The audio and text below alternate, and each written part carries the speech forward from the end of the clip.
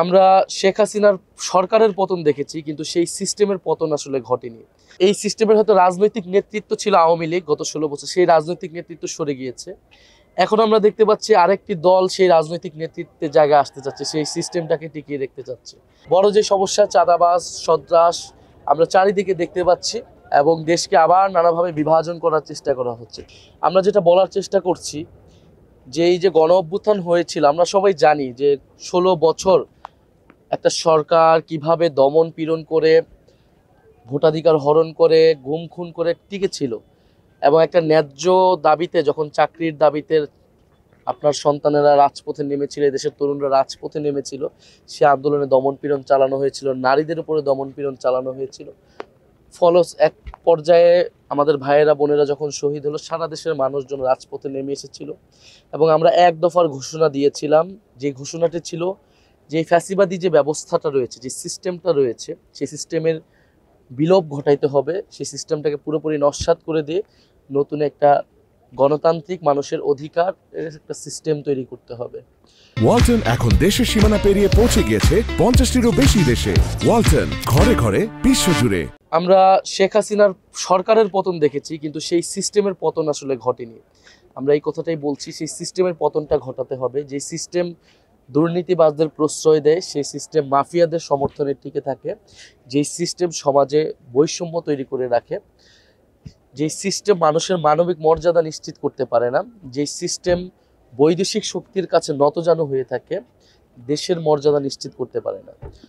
ফলে এই সিস্টেমের হয়তো রাজনৈতিক নেতৃত্ব ছিল আওয়ামী লীগ গত 16 বছর, সেই রাজনৈতিক নেতৃত্ব সরে গিয়েছে। এখন আমরা দেখতে পাচ্ছি আরেকটি দল সেই রাজনৈতিক নেতৃত্বের জায়গায় আসতে চাচ্ছে, সেই সিস্টেমটাকে টিকিয়ে রাখতে চাচ্ছে।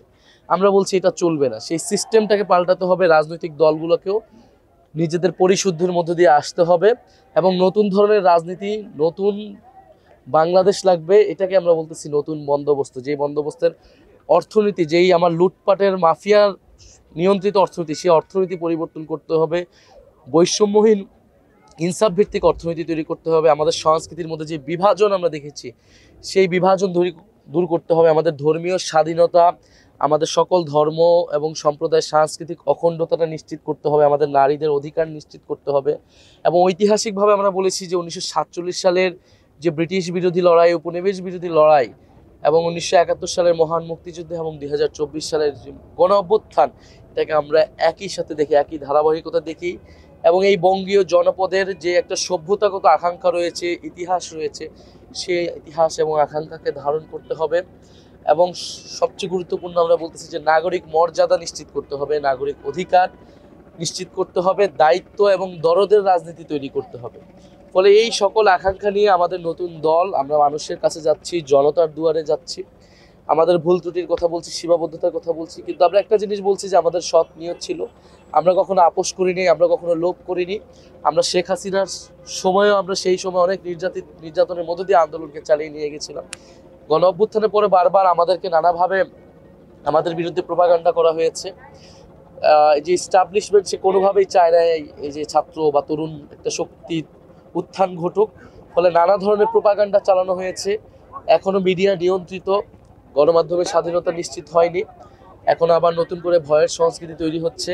আর সবচেয়ে বড় যে সমস্যা, চাঁদাবাজ, সন্ত্রাস আমরা চারিদিকে দেখতে পাচ্ছি, এবং দেশকে আবার নানাভাবে বিভাজন করার চেষ্টা করা হচ্ছে। আমরা এই সব কিছু থেকে উত্তরণ চাই, এবং সেই জন্যই জাতীয় নাগরিক পার্টি কাজ করবে।